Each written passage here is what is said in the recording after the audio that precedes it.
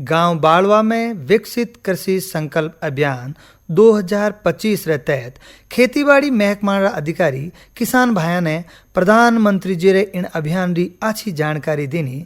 इन अभियान रो खास लगस किसान भाइयों ने आधुनिक खेती री तकनीक बतावनी, खेती री पद्धतियां, पानी बचावनो और माटी री निरोगता राखता थका अच्छी खेती करनी। इन अभियान में कृषि विज्ञान केंद्र अटियासण रा बागवानी विशेषज्ञ डॉक्टर कल्पना जी चौधरी खरीफ फसल बोण सु पहला किन तरह तैयारी करनी चाहिए और किन विधि से खेती करा जो उपज घनी देवे, वे अपनी बात किसान भाइयों ने इस तरह से बताई। राम साहब, तो जैसे पहले से ही आपको अवगत करवा दिया गया है कि खरीफ से पूर्व जो भी अपन खरीफ सीजन में खेती करने वाले हैं उससे पहले अपन को क्या क्या तैयारी शुरू करनी चाहिए।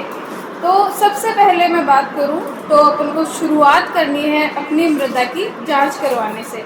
आप जिस भी खेत में आपको अभी फसल लगानी है उसकी तैयारी आप लगभग 1 महीने पहले शुरू कर दें। और सबसे पहले आप ये जानकारी लें कि आपकी मृदा में जो खेत आप बुआई करने वाले हो उस खेत में कितने पोषक तत्व तो पहले से उपस्थित हैं और कितने आप ऊपर से डालोगे। अभी तक अपन क्या करते आए हैं कि जो भी अपन खेत में फसल लगाते हैं उसके लिए अंदाजे से अपन खाद देते हैं, अंदाजे से ही देते हैं ना हम सब लोग। कोई ऐसे हैं किसान भाई जिन्होंने मृदा की जांच करवाई हो?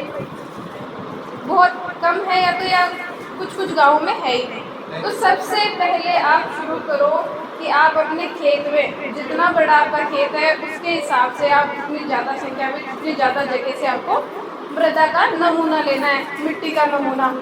वो मिट्टी का नमूना कैसे लेना है? मान लीजिए आपका ये जो हम यहाँ पे बैठे हैं इतनी बड़ा आपका खेत है, उस खेत में जो मेड़ आती है अपने डोली जिसे बोलते हैं अपन लोग, उस मेड़ को छोड़ के और एक कोई पेड़ हो अपने खेत में उस पेड़ को छोड़ के उसके नीचे से नहीं लेना है अपन को जो भी मृदा का सैंपल लेना है। और बाकी जगह से आप जगह से अलग अलग जितना ज़्यादा बड़ा खेत है उसके हिसाब से अलग अलग जगह से अपन नमूना लेंगे।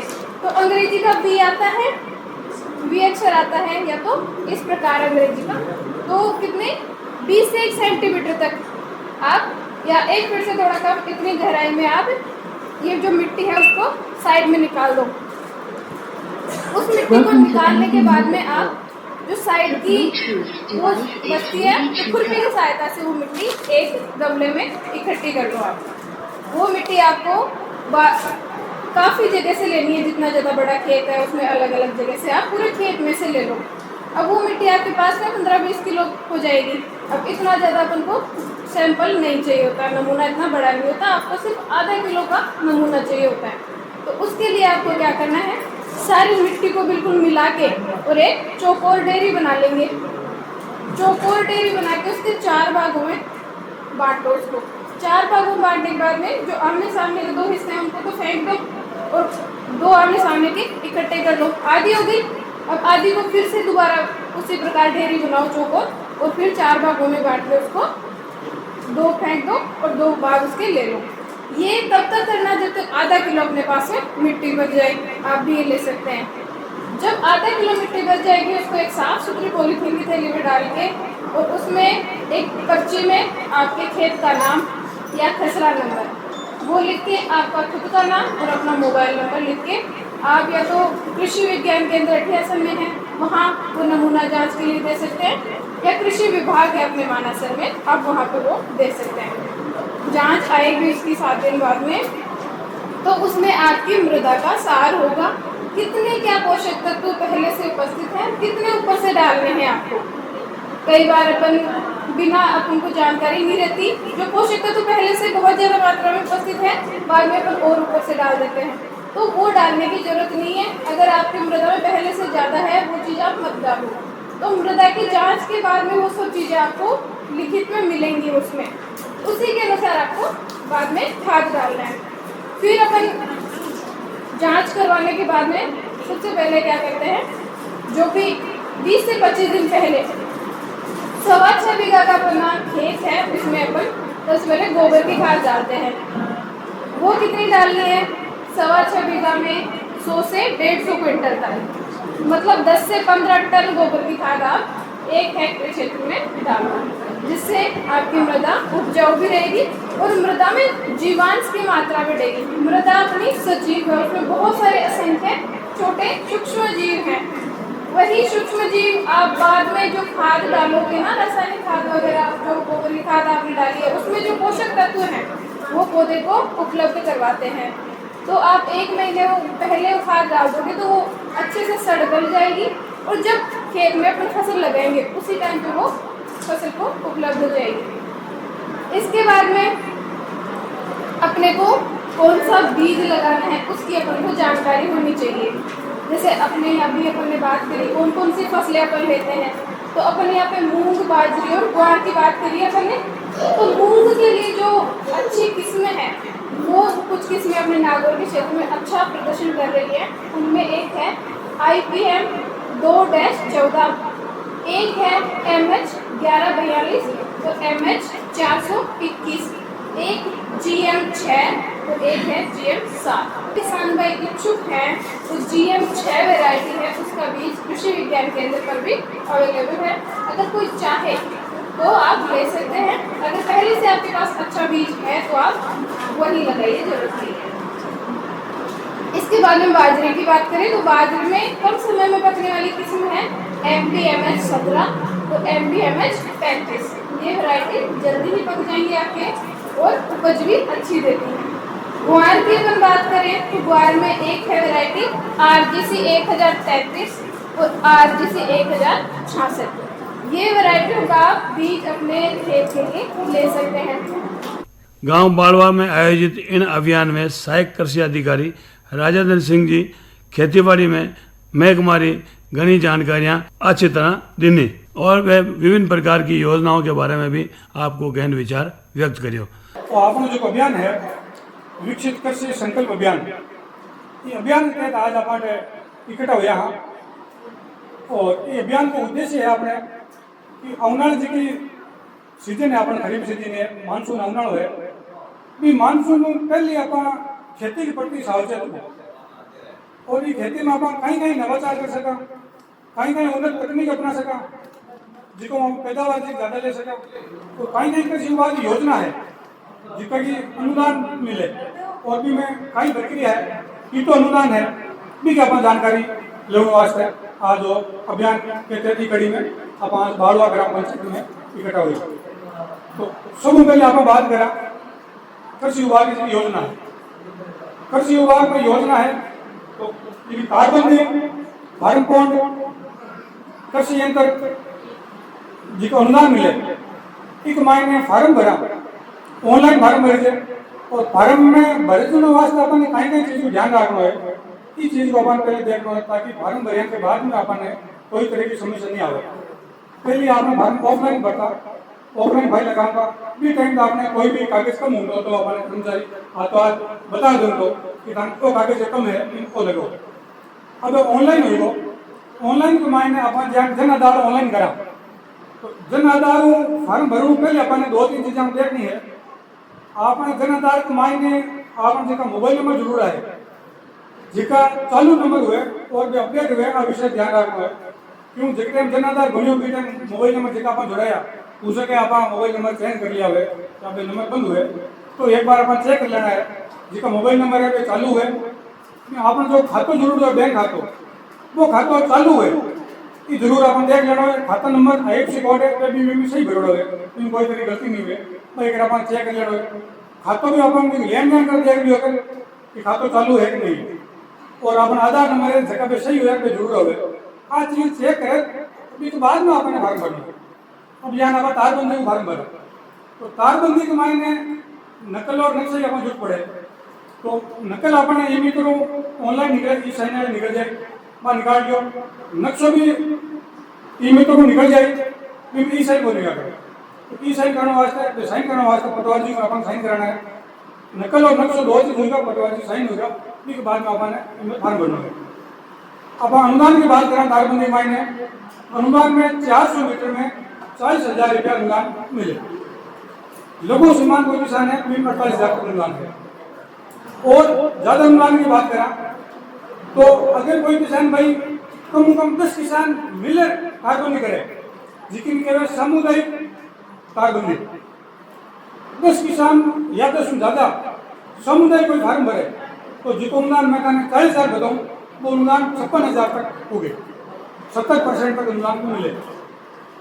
भी मैं पूर्व तक मिली जहाँ 10 आदमी शामिल है तो 10 खेत है खेता चारों में पूरे एक तक बने वो तारबंदी हुई भी वहाँ पर 56,000 तक अनुदान मिल सकते और जो 40,000 अनुदान बताऊँ मैंने वो सिंगल किसान हुआ है। एक मायने जना फार्म भर दियो, फार्म भरने के बाद में जिनके हम पहले तारना हो लोड के आधार पर नंबर आऊँगा। अब है पहले आओ पहले पाओ, 1 अप्रैल की विधि हमारा लागू कर दियो कि पहले आओ पहले पाओ। तो जिसका पहले फार्म भर दो भी पहले नंबर आए कर्म नंबर चाले। अब फार्म भरने के बाद में जिक्र में आपको डॉक्यूमेंट चेक हुई इसके बाद में आपने जो नंबर आई तो संबंधित कर्मचारी एक कृषि पर्यवेक्षक है आपने फोन कर आपको संपर्क करी और आपके खेत में मौका पर चाल और मौका देगी और इंडिया की पूर्व में तारबंदी करनी नहीं हुई और आपने तारबंदी करनी क्या है इस बारे में डिटेल में बताई। इस बारे में संक्षिप्त हम जानकारी दे दूँ जहाँ 400 मीटर में करनी है अपन खेत की लंबाई मान लो पूरा खेत की अगर 8-10 मीटर खेत है तो मान लो 660-600 मीटर लंबाई है तो 400 मीटर में तो अपन विभाग के दिशा निर्देश अनुसार काम करना है और बाकी 200-250 मीटर जो भी बचे क्या आप इस तरह होंगे पूरी लेकिन फिर मैं मापदंड रखना जरूरी बोले। यह 400 मीटर में 15-15 फुट पर पट्टी है, प्रत्येक 15 पट्टी पर 2 पट्टियाँ आपस में सपोर्ट में लागी खेत को कोड़ने रहे भी मैं 2 पट्टियाँ आपस सपोर्ट में लागी और इसके अलावा अपन यहाँ तार लगाओ तो 5 तार सीधे लागे 2 तार क्रॉस में है, जाली लगावा तो जाली लागे जाली हाइट है 5 फुट है, पट्टी है जी 7 फुट की पट्टी होगी 2 फुट जमीन में 5 फुट जमीन में बाहर वो है काम मिनिमम साइज तो वो काम करना अपन प्रशासनिक स्वीकृति जारी है के बाद में यहाँ पहले कर्मचारी धनार फोटो घास ले थी फिर पूर्व तारबंदी नहीं की हुई है इसके बाद में स्वीकृति आई, स्वीकृति आने के बाद में पाँच फोन आए अभी फोन आने के बाद में अपन वो काम करना है 60 दिन में अपन टाइम हुए 60 दिन हमारे वो काम कम्प्लीट करना है और जिसका कर्मचारी थाने बताओ एक कागज चाहिए तो कागज अपन पूर्ति करनी है यहाँ अपन जारी तार है अपन GST बिल ला के पट्टी है बाकी बिना GST के बिल लेते ला के और अपन कागज पास अपलोड हो जाए ऑनलाइन करने को भाई तो आपनो है एक तो भाई बत्ती जवाब खत्म हुए कर्म वो नंबर आना है जगह को नंबर आई को पहले फार्म भरो पहले नंबर आए। मेरदास पधार्या कृषि अधिकारी सरोज चौधरी किसाना ने असली और नकली खाद री पिछाण करण री जानकारी देवता थका प्राकृतिक खेती करण की सीख दीवी। राम साहब मैं कुछ जनरल बातों पर बात करनी चाहूँ जिसकी समस्या अपन फील्ड में आवे अब भी जो वो टाइम चलने लग रहा है सब ज्यादा समस्या आ रही है नकली खाद री आ रही है नकली खाद की समस्या। आप रोज पटा अखबार के अंदर कि आज इतनी फैक्ट्रियाँ पकड़ी थी इतनी फैक्ट्रियाँ पकड़ी थी भी मान गलती थोड़ी अपनी भी है आपा जावा खांसी की दवाई की लेवा सबरी दवाई लेवा एक्सपायरी डेट देख कर लेवा नहीं तो थे सोचो खाद रा कट्टा के ऊपर जो बटे पैकिंग लिखी है बट आपा क्यों नहीं देखा देखड़ो चीज है नहीं बी के ऊपर देखड़ो चीज है बी के ऊपर बैच नंबर लॉट नंबर कौन सी निर्माता कंपनी है कौन बनाया है कौन बेच रहे है ए चीज़ें आप देखांगा जब आप जागरूक होंगे नहीं तो सबसे पहले जब भी खाद ले बजाओ पहले भी कट्टा के लार देखो कि भी का बैच नंबर लॉट नंबर लिखोड़ा है या कौन लिखोड़ा। दूसरी चीज दुकानदार ने क्यों मन बिल दो बिल लेना बहुत जरूरी है।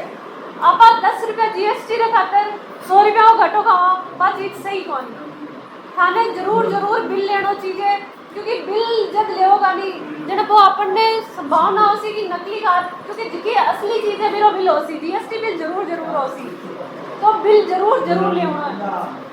अब दुकानदार था नहीं है कैसी कि मैं बिल दूँ कौन या फिर मैं टाइम लगेगा तो 10 मिनट इंतजार जरूर करना है लेवो बिल बेटियां फैक्ट्रियां पकड़ी जने तो क्यों थे जागरूक रहे होगा कुछ नकली खाद होगा तो थान समस्या कोनी होएगी थान तो पीछे गवाना कोनी नहीं तारा तो थोड़ा सा जागरूक रहो जी वास्ते आया।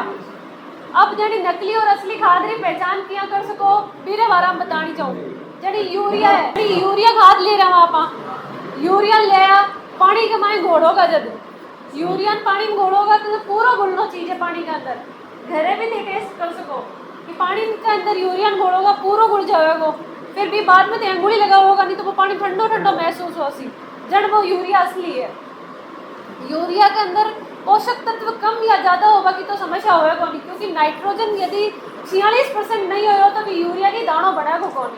अब वो दानों दूसरों ही केमिकल देते हुए बस संभावना है, तो बी के लिए अपन ने देख रहा है कि नाइट्रोजन वालों यूरिया ही है कि हो जना भी मैं पूरा गोल के देखांगा, पूरा घुलनो चीज है और पानी ठंडो लागनो चीज है। अब आते हैं डीएपी की। अब डीएपी का दो तरीका है, एक आप हथेली में लेके मसल के देखांगा नहीं और कन्ने लेके सूंघ जा तीखी सी बास आसी अमोनिया की गंध सी आसी जना वो असली है, या फिर धरा आप गरम तुआ के ऊपर रक्षानी कभी का दाना फूलना चीज है। आजकल बहुत नकली तरीका को डीएपी आया है, क्योंकि देखो हर जगह अपना नागौर जिला के अंदर कुछ कृषि विभाग का अधिकारी है जिन्होंने इंस्पेक्टर को पावर दिया है, वह जगह जगह जाके चेक करे कि वो मान लो कि भाई 8 या 9 जना अपने अधिकारी है, पूरा नागौर जिला में कवर नहीं कर सके क्योंकि खाद तो हर दुकान पर मिल है। तो बी के लिए खुद में सावधान चेत रहना जरूरी है नहीं, तवा के ऊपर रखोगे जना वो फूल जासी वो डीएपी को। और पोटासिक फर्टिलाइजर से बाकी साके भी आई है कि तवा के ऊपर थे रखोगा तो वो फूलेगा को नहीं। आजकल आज की जिप्सम आवे नहीं कड्डी बोला आप कड्डी के ऊपर मिट्टी चढ़ा के या मिट्टी के ऊपर कड्डी चढ़ा के भाई इसे चीज आवे जितनी थे मिट्टी सी तम देसी, तो इसी कोई भी समस्या था ना वे एक तो अपना पोर्टल पर 181 का नंबर है, 181 पर आप शिकायत कर सका कि मैं खाद लेके आई हूँ मन बिल कौन दे रहे हो, या फिर मैं लेके आई हूँ वो नकली है, या फिर गाँव में कोई फेरिया बेच पाए हो है। कई गाँव में गए हुए सीधा ट्रोला भर के और गाँव में बेचना है 1700 को कट्टो को 1300 में दे जाती, फिर 400 रुपये की खातर 1300-1400 रुपया बर्बाद कर रहे हो। यदि कोई इशू था मिले जो ट्रोला के अंदर भर के खुल्लो खाद बेचवा रहे हैं तो जरूर से शिकायत करो। आपने फौजी साहब में बहु बात करो, राजेंद्र जी बात करो, बन कहो कि बिना लाइसेंस के दुकाना पर घर जाके खाद नहीं बेच सके, ठीक है। तो थाना सावचेत रहना और जिसे फेरिया लाया नहीं अगर खाद कौन खरीदनो, दुकान पर ही खाद खरीदना है, पक्को बिल लेना है। एक बात मैं एक बार सरकार की है कि अब अपने प्राकृतिक खेती की जरूरत है। एक टाइम वो जी टाइम अपने कने खाद मतलब खान ने दाना कोनिया अकाल पड़िया नहीं छपनी अकाल जन दाना रोटी ही कोनी लोग दादे कडेरा छोटा पीस खाया नहीं। जन के बी टाइम एक स्वामीनाथन जी सरा बहुत बड़ा वैज्ञानिक का वह खोज करी और इतनी बढ़िया क्रांति ले आया कि आज आपने देखो घर है खा बड़ा दाना भी हुए बेचबान भी हुए और आप दूसरा देशन भी देवा भी स्तर तक अपनी कृषि आई। अब अपन जरूरत है कि भी कृषि का चक्कर में आप अपनी धरती इतनी ज़्यादा खराब कर दी तो ज़्यादा पोषक तत्वों की जितनी ज़रूरत है वह डाल रहे हैं कोनी ज़रूरत बिना एक्स्ट्रा डाल रहे हैं, यह करके बहुत ज़्यादा खराब हो रही। अब मिट्टी रो तो आप ध्यान दे रहा कोनी। पहले के ज़माने में कि यदि कोई किसान खेत बेचता था ना 10 दिन घर से बाहर नहीं निकलता था, क्यों? क्या शर्म आती कि भाई मैं हमारी खेत हमारी माँ जमीन बेची, तो जमीन से जो लगाव खत्म होगा नहीं वो जरूरी है क्योंकि भाभी तो अपनी माँ है नहीं, तो पौधा नहीं 17 तरीका का पोषक तत्व की जरूरत है। आप देवा कहीं डीएपी यूरिया सिर्फ 2 ही चीज़ों तो मेरे पेट भरा को मेरी पौधा को भी 17 पोषक तत्व चीज है जना आप टेस्ट करवावांगा जना अपने ध्यान चाल सी। कृषि प्रशंसण गृह विज्ञान रा विशेषज्ञ डॉक्टर भावना शर्मा किसान भाया बहना ने जिनसा सीधी न बेचकर उनासु कई तरह रा दूजा उत्पाद बनाकर फायदा उठाने की बात बताकर आमदनी में बदलाव लाने की विधि इन तरह समझाई। तो पधारे हुए सभी किसान भाइयों और बहनों को मेरा राम राम। आज हम बात करेंगे कि जो भी कृषि की हमारी उपज होती है उसे सीधे मंडी में ना ले जाकर उसे सीधा विक्रय नहीं करके किस प्रकार से हम कृषि के उत्पाद बना के और उनको ज़्यादा दाम में बेच सकते हैं और किसान अपना मुनाफा बढ़ा सकता है।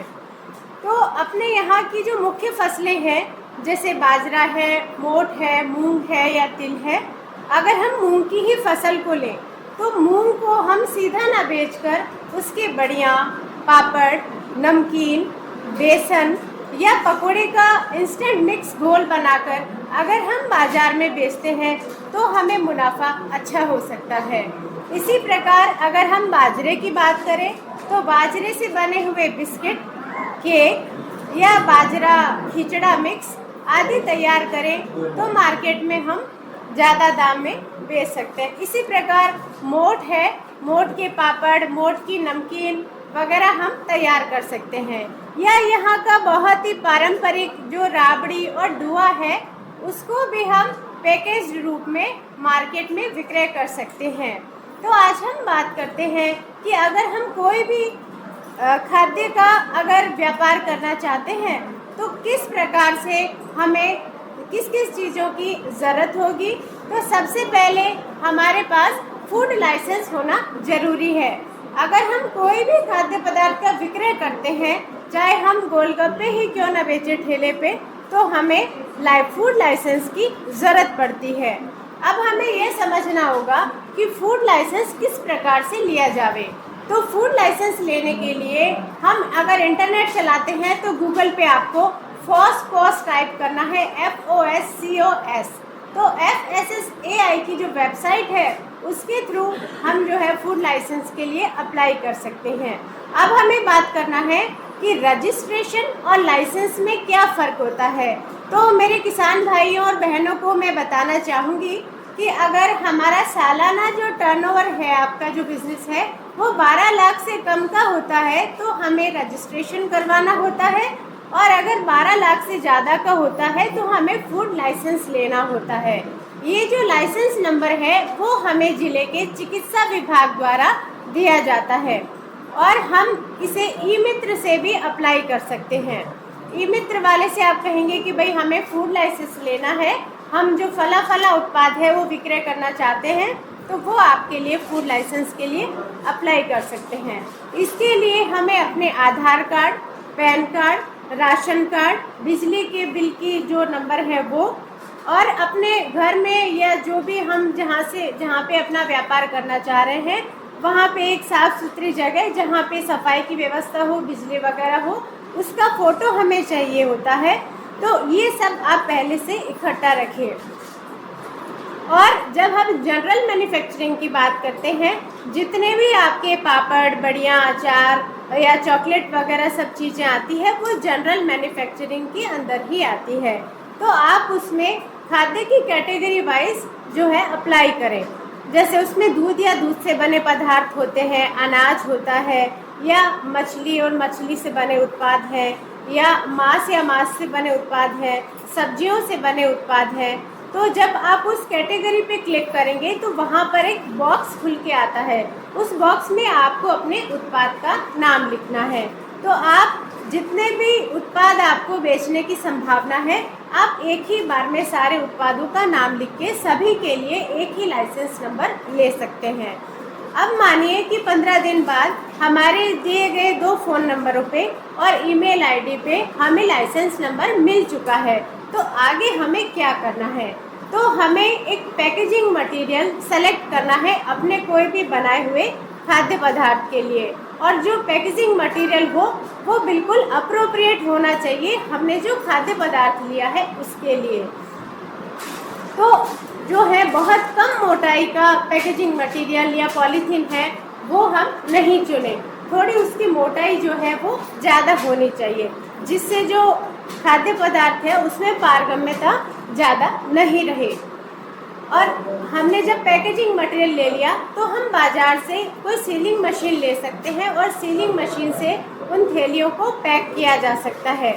और किसी भी खाद्य पदार्थ पर जो लेबल है वो उचित होना चाहिए। इसका मतलब हुआ कि उस पर हमें अपना ब्रांड नेम देना है, और हमें उसकी पैकिंग करने की तारीख, बनाए जाने की तारीख और एक्सपायरी डेट कि ये जो भी खाद्य पदार्थ है वो कब तक काम में लिया जाना है, उसके प्रयोग में लाने की विधि क्या है, और उसमें जो उत्पाद है उत्पाद का नाम और उसका वजन कितना है, ये जानकारी हमें ज़रूर देनी है। इसके अलावा एक महत्वपूर्ण बात यह है कि हमारे खाद्य उत्पाद में जो भी सामग्री या इंग्रेडिएंट्स हमने यूज़ किए हैं उसकी जानकारी हमें ज़रूर देनी है। अगर ऐसा कोई भी खाद्य पदार्थ हमने अपने उत्पाद में यूज़ में लिया है जिसकी जानकारी हम नहीं दे रहे हैं और वो किसी के स्वास्थ्य को हानि पहुंचा सकता है, तो इसमें FSSAI के सख्त कार्रवाई के निर्देश हैं। विकसित कृषि संकल्प अभियान 2025 में आज गांव बाड़वा में खेतीबाड़ी महकमा अधिकारी किसान भाई ने आपरा अनुभव और नई तकनीक की जानकारी देर घणो फायदो पुगायो। इन कार्यक्रम में बाड़वा गांव रा घना किसान भाई और बहना बहलाविया और प्रधानमंत्री जी इन अभियान में आपरी हाजिरी मांडी और आने वाली खरीफ री फसल में खेती बाड़ी रा जानकारी रे बताउण मुजब काम करने री सीख लेनी।